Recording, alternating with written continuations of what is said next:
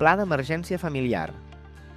Un pla d'emergència familiar estableix les accions a seguir abans, durant i després d'una emergència. Per exemple, en cas d'inundacions, incendis forestals o un accident químic. En una emergència, la família pot estar separada. Planifica abans què fer, com comunicar-vos i on trobar-vos. Identifica els riscos de la teva zona i com poden afectar casa teva. Consulta el mapa de Protecció Civil de Catalunya per més informació. Tingues a punt un kit d'emergències amb aigua i menjar, ràdio amb piles o de maneta, farmaciola i medicaments, telèfon amb carregador, llanterna i piles, roba i documents importants.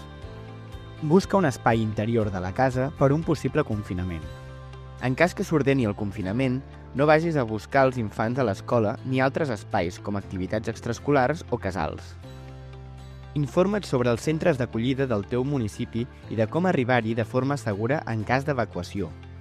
Fes una llista amb els telèfons de familiars, amics i serveis d'emergències i guarda-la en paper i al mòbil.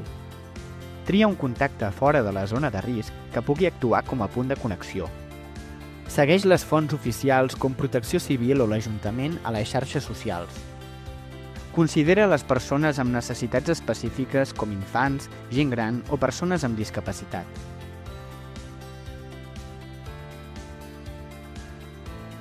Protecció Civil. Generalitat de Catalunya. El govern de tothom.